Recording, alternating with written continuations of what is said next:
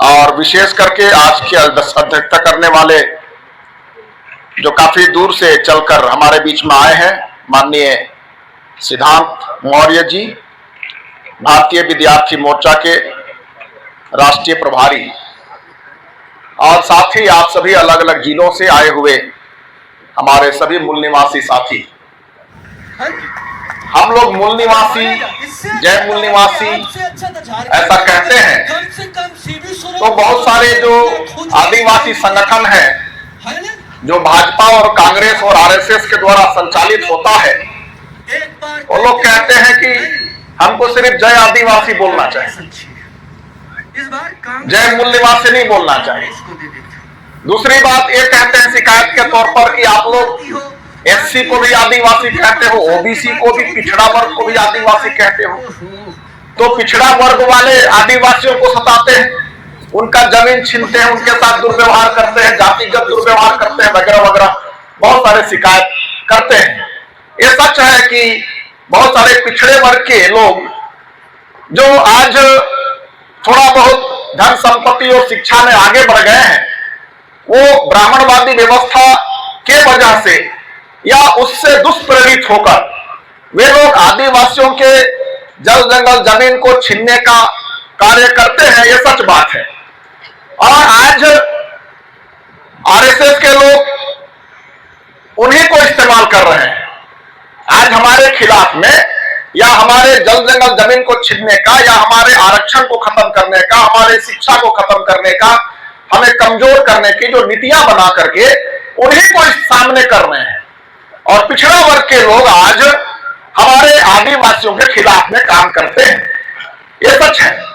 परंतु ये भारत मुक्ति मोर्चा या वामसेप के लोग या राष्ट्रीय आदिवासी एकता परिषद के लोग उनको भी मूल निवासी क्यों कहते हैं, उसका विशेष कारण यह है, हम लोग अभी वैज्ञानिक युग में रहते हैं। वर्तमान समय जो ये समय है, ये वैज्ञानिक युग है और हम लोग विज्ञान के द्वारा आधारित बहुत सारी चीजों का इस्तेमाल करते हैं या सभी चीजों का इस्तेमाल करते हैं। हम ये कह सकते हैं, ये जो हम कपड़ा पहने हैं, आज जो चश्मा पहने हैं, जूता पहने हैं, मोजा पहने हैं, मोबाइल इस्तेमाल कर रहे हैं, टीवी देख रहे हैं, हवाई जहाज देख रहे हैं, हेलीकॉप्टर देख रहे हैं, गाड़ी इस्तेमाल कर रहे हैं।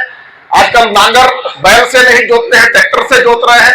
तो विज्ञान की देन है। विज्ञान का मतलब जो मनुष्यों ने अपने ज्ञान को बढ़ाया और अपनी सुविधा के लिए, अपने आवश्यकता के लिए, उसको पूर्ति करने के लिए जो ज्ञान पा करके या ज्ञान से जो समझ से जो उन्होंने अपने सहयोग के लिए जो कुछ चीजें बनाई, टेक्निकल चीजें बनाई, टेक्नोलॉजी बनाई, उसी को विज्ञान कहा जाता है।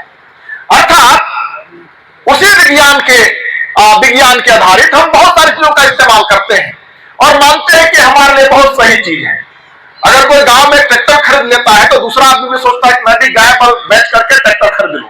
कंपटीशन शुरू होता है, क्योंकि गाय बैल से या बैलों से जितना नांगर नहीं जोता जा सकता है, वो ट्रैक्टर से बहुत अधिक अपना खेत भी, दूसरों का खेत भी जोत करके कमाया जा सकता है। तो विज्ञान को हम सभी लोग अपनाते हैं।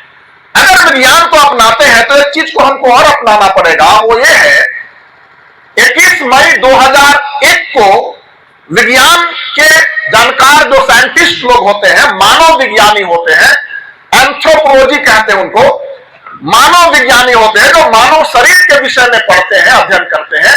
उन्होंने एक खास अध्ययन किया था, पूरी दुनिया के लोगों का अध्ययन किया, साथ साथ में भारत के लोगों का भी अध्ययन किया था। और भारत के लोगों का अध्ययन ये किया था कि भारत में जो जातियां हैं, बहुत सारी जातियां हैं, उन जातियों का आखिर में डीएनए क्या होगा, उनका आपस में वंश मिलता है या नहीं मिलता है, ये लोग एक ही वंश के लोग हैं या अलग अलग वंश के लोग हैं। इस बात की जानकारी के लिए 21 मई 2001 को एक रिपोर्ट जो है प्रकाशित की गई थी और वर्षों तक उसका जांच किया गया, उसका प्रयोग किया गया और ये निष्कर्ष आया, ये रिजल्ट आया कि एससी, एसटी, ओबीसी जो लोग हैं उनका डीएनए एक है। डीएनए का मतलब शरीर में जो खून है, खून के जांच से भी पता कर सकते हैं कि हमारे पुरखे कौन थे। इसमें से जो मनुवादी, ब्राह्मणवादी, जिसको आज उच्च जाति कहकर लोग यहां संबोधित करते हैं, उनका डीएनए हमारे डीएनए से नहीं मिलता है। तो 21 मई 2001 का जो डीएनए रिपोर्ट भारत के पेपरों में छपा, उसमें खास करके अंग्रेजी paper the times of India में छपा। आप आपके पास मोबाइल है, आप अगर गूगल करेंगे कि डीएनए रिपोर्ट 2021 का 2001 का 21 मई 2021 का जानकारी देवे तो जानकारी देगा आपको, और टाइम्स ऑफ इंडिया में उसमें लिखा हुआ है। तो ये साइंटिफिक प्रूफ है, साइंस के द्वारा प्रमाणित किया गया है कि भारत का जो आदिवासी है, एससी समुदाय है, पिछड़ा समुदाय है, इनका डीएनए एक है, उनका ब्लड एक है। इससे यह साबित होता है कि इनके पुरखे एक थे। और आज संवैधानिक तरीके से एससी एसटी ओबीसी जो कैटेगरी बनाया गया, वो भारत के सरकार के द्वारा जो योजनाएं हैं उसको सही रूप में सही जगह पर पहुंचाने के उद्देश्य से बनाया गया, ताकि हर एक तबके के लोगों तक शासकीय योजना जो है सही रूप से पहुंचाया जा सके और सभी का उत्थान हो सके, और इसीलिए उसको एससी एसटी ओबीसी कैटेगरी बनाया गया। तो आज जो एससी एसटी ओबीसी है, ये कहने का मतलब है वंचित समुदाय है, पिछड़ा समुदाय है, ये शिक्षा के क्षेत्र में, सामाजिक क्षेत्र में, आर्थिक क्षेत्र में इनका पिछड़ापन है, इसीलिए इनको पिछड़ा कहा गया। तो आज जो आदिवासी है, एससी है, एसटी ओबीसी है, ये सभी एक ही मूल के लोग हैं, एक ही वंश के लोग हैं। लेकिन ब्राह्मणवादी व्यवस्था जो उच्च नीच की व्यवस्था है, उस व्यवस्था के प्रभाव में आकर अगर आप आदिवासी हैं तो आदिवासी में भी उच्च नीच होता है। मैं देखा हूं गांव के शादी विवाह में जब लोग जाते हैं तो दूसरा जाति का अगर वहां व्यक्ति को न्योता दिया गया, अगर वो आया है तो ऐसा भी हुआ है कि उनको बर्तन दे दिया जाता है, अलग से चावल दाल दे दिया जाता है, वो अलग से बनाता खाता है। अरे भाई, शादी पार्टी में आया है, अलग से बना खा रहा है, कितनी बड़ी विडंबना है। ये क्या है? जाति का प्रभाव है, छुआछूत का प्रभाव है। ये कहीं ना कहीं लोगों ने देखा, कहीं ना कहीं लोगों ने सीखा और आपस में भी जाति पाति करने लगे। और उसके पहले अगर इतिहास में जाएंगे तो कोई जाति पाति नहीं था, हमारे लोग एक ही थे, एक ही वंश के लोग थे। लेकिन आज हमारे बीच में छुआछूत का जो बीमारी है, सबसे बड़ी बीमारी है, और इसका फायदा सबसे ज्यादा मनुवादियों को मिलता है। जब तक हम छुआछूत की व्यवस्था से अलग नहीं होंगे, हम आपस में नहीं मिल सकते, और आपस में नहीं मिल सकते तो बटे रहेंगे तो हम शक्ति का निर्माण नहीं कर सकते, और शक्ति का निर्माण नहीं कर सकते तो हमारे ऊपर जो अत्याचार होता है, अत्याचार को हम देखते हैं कि उराव लोगों के ऊपर अत्याचार होता है तो गोर लोग बोलते हैं तो उराव के ऊपर अत्याचार हो रहा है, हमारे ऊपर थोड़ी हो रहा है। लेकिन कुछ समय के बाद जब गोर लोगों के ऊपर अत्याचार होता है तो उराव लोग देखते हैं, बोलते हैं तो हमारे ऊपर नहीं हो रहा है, गोर लोगों के ऊपर हो रहा है। तो आपस में एक दूसरे के ऊपर अत्याचार को देखते रहते हैं, और अत्याचार करने वाला हम लोगों को जाति और उच्च नीच छुआछूत के बातों में बांट करके हमारे ऊपर अत्याचार करता रहता है समय समय पर, और हम लोग एक दूसरे को देख करके कहते हैं कि वो तो हमारे ऊपर नहीं, दूसरे ऊपर हो रहा है। तो इस तरह से बहुत सारी समस्याएं हैं। जब तक हम छुआछूत, जाति पाति, उच्च नीच जो बनाया गया है, इससे नहीं निकलेंगे, हम लोग इकट्ठा नहीं हो सकते हैं। और अगर इकट्ठा नहीं हो सकते हैं तो अपने ऊपर हो रहे अत्याचार और अन्याय का हम लोग समाधान नहीं निकाल सकते हैं।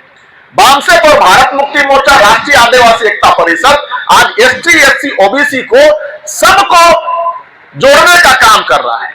यहां पर धर्म को नहीं देखा जाता। मैं राष्ट्रीय क्रिश्चियन मोर्चा का राष्ट्रीय अध्यक्ष हूं। यहां पर हम बहुत सारे लोग हैं जो अलग अलग धर्मों को मानते हैं, कई लोग नहीं भी मानते हैं, लेकिन हम सभी विचारधारा के आधार पर एक मंच पर आए हैं। और अगर एक मंच पर आए हैं और ऐसे अगर एसटी एससी ओबीसी जो भारत का 85 से भी अधिक % लोग हैं, अगर इकट्ठे आ गए तो हमारे ऊपर अत्याचार करने वालों की हिम्मत होगी? नहीं होगी। जिस दिन हम लोग इकट्ठे हो जाएंगे, हम लोग जो चाह लेंगे वो हो जाएगा।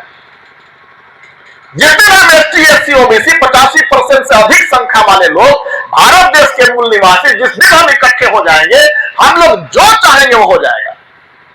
हम लोग चाहेंगे प्रधानमंत्री बनेगा, हम लोग चाहेंगे राष्ट्रपति बनेगा। आज कौन बना रहा है? भाजपा और कांग्रेस के लोग बना रहे हो। ब्राह्मणों की पार्टी है, हमारी पार्टी नहीं है। हमारे लोग उनके साथ जाकर के उनके बातों में, उनके झांसे में आकर के उनको अपना पार्टी कहते हैं और उनके साथ दलाली करते हैं, समाज को बेचने का काम करते हैं। समाज कहीं चला जाए, उनको फायदा होना चाहिए, अपने फायदा के लिए उनके साथ जुड़े रहते हैं और समाज का सत्यानाश कर रहे हैं। और इसीलिए आज हम सभी को जागने की जरूरत है। आज और सबसे बड़ी बीमारी है हमारे लिए वो ईवीएम मशीन चुनाव के द्वारा हमारे लोगों को धोखाधड़ी करके किसी न किसी को जिताया जाता है और हमारे हक अधिकार को खत्म करने का काम किया जा रहा है। तो हम सभी को आज भारत मुक्ति मोर्चा, राष्ट्रीय आदिवासी एकता परिषद, बामसेब के द्वारा ये जन जागृति फैलाया जा रहा है, जानकारी देकर। आज का कार्यक्रम जानकारी देने का है, ताकि हम जब जागृत होंगे जानकारी के आधार पर, तब हमें दोस्त और दुश्मन की जानकारी होगी। हम पहचानेंगे कि हमारा दोस्त कौन है, दुश्मन कौन है। तब हम कोशिश करेंगे ओबीसी के लोगों से भी मिलने का, कोशिश करेंगे एससी के लोगों से मिलने का, कोशिश करेंगे आदिवासी लोगों से मिलने का, कोशिश करेंगे अलग अलग धर्मों के जो हमारे ही लोग मान रहे हैं, जिनको आज ब्राह्मणवादी व्यवस्था में धर्मांतरण कह करके हमारे लोगों को डिलिस्टिंग करने का, डिलिस्टिंग कराने का जो षड्यंत्र कर रहे हैं, उनका भी जवाब दिया जा सकता है। क्योंकि आदिवासियों का धर्म कोलम पहले था, आदिवासी अपना जाति लिखता था, धर्म भी लिखता था, लेकिन 1961 के बाद से उसको हमारे ही भारत के सरकार ने खत्म कर दिया। तो हमारे खिलाफ में हमारा सरकार काम करे, ऐसा हो सकता है क्या? नहीं हो सकता। इसका मतलब हमारा सरकार है, हम ये मानते हैं, लेकिन जिसको हम हमारा सरकार है कहते हैं, वो नहीं मानता कि हम उसके लोग हैं। और इसीलिए उन्होंने हमारे धर्म कोलों को भी खत्म किया। अब धर्म कोलों खत्म करके हमको हिंदू बनाया। अब हिंदू बना रहा है। अगर जाति प्रमाण पत्र आप बनाने जाते हैं तो जबरदस्ती हिंदू लिखा जाता है, आदिवासी नहीं लिखा जाता है। लेकिन वहीं पर जब कोई दूसरा धर्म मानना शुरू करता है तो वहां पर जनजाति सुरक्षा मंच के लोग आकर के, बजरंग दल वाले लोग आकर के वहां पर उनको मारने पीटने का काम करते हैं, उनका विरोध करते हैं। लेकिन अगर आप सही मायने में जाएंगे तो हमारे पुरखे तो ईसाई धर्म नहीं मानते थे। हम आदिवासी हैं, हम एससी के लोग हैं, ओबीसी के लोग हैं, हमारे पुरखे तो ईसाई धर्म नहीं मानते थे। लेकिन उसके बाद भी ब्राह्मणवादी व्यवस्था के अनुसार हमारे लोगों के साथ में भेदभाव हुआ या नहीं हुआ? हमारे लोगों के साथ में अछूतपन का व्यवहार हुआ या नहीं हुआ? हुआ। आज भी आप जाइए ब्राह्मणों के घरों में, आज भी आपके साथ अछूतपन का व्यवहार होगा। आपके साथ स्टील के गिलास में चाय पिलाया जाएगा, आपको चाय पिलाया जाएगा, पर स्टील के गिलास में पिलाया जाएगा। ये सही घटना है। आज भी आप ब्राह्मणों के घर में जाएंगे तो आपको चाय मिलेगा पीने के लिए, लेकिन स्टील के गिलास में मिलेगा। और वो लोग नहीं धोते हैं, एक नौकर रखे रहते, वो नौकर उनका गिलास को धोता है। ये मेरा देखा हुआ है। तो अगर आप कहते हैं कि मैं हिंदू हूं और ब्राह्मणों के तरफ चले जाते हैं, तो ब्राह्मणों के तरफ जाकर के अपना भला करने नहीं जा रहे हैं, वहां भी आप अछूत बनने जा रहे हैं, वहां आपको अछूतपन का व्यवहार मिलेगा। तो मेरा कहना यह है, हम धर्म के नाम पे बंटना छोड़कर हम मूल निवासी विचारधारा, आदिवासी विचारधारा के तहत अगर हम इकट्ठा होंगे तो उसका काम करने के लिए हम जब सामने आएंगे तो उनको तकलीफ होगी। आज हमारे भारत मुक्ति मोर्चा, आदिवासी एकता परिषद को विरोध करते हैं। वो लोग क्यों करते हैं? क्योंकि हम लोग संगठित करने का काम कर रहे हैं। और जब हम संगठित हो जाएंगे तो उनका जवाब दिया जाएगा, और जवाब मिल भी रहा है। अगर हम संगठित हो जाए, संगठित नहीं हुए इसलिए अंबानी सारे लोग हमारे जमीन को छीन ले रहे हैं। जितने लोग इकट्ठे हो जाएंगे वो छीनना बंद करेंगे। तो कहने का मतलब यह है कि हम लोगों को इकट्ठा होने पर, संगठित होने पर ध्यान केंद्रित करना चाहिए। और हम अगर कांग्रेस बीजेपी कांग्रेस करते रहें तो हम लाल जूता खाते रहेंगे। हमारा हर तरफ नुकसान होता रहेगा, हमारे धन संपत्ति छीने जाते रहेंगे, हमारा आरक्षण खत्म किया जाएगा। और आने वाले दिनों में हम फिर से वही स्थिति में आएंगे जो हम पहले हमारे पुरखे झेलते आए हैं। आज जो संविधान के बदौलत हमें अधिकार मिला है, हमें चाहिए कि हम धर्म के नाम पर न बंटकर हम मूल निवासी आदिवासी विचारधारा के तहत एक मंच पर आए, एक दूसरे का साथ दें और अपने हक अधिकार की लड़ाई को आगे बढ़ाएं। मैं ज्यादा ना बोलते हुए, चूंकि हमारे बीच में बहुत सारे लोग बोलने वाले हैं, आज के अवसर पर मैं इतना ही बोलना चाहता हूं। समय देने के लिए बहुत बहुत धन्यवाद। जय मूल निवासी, जय जोहार।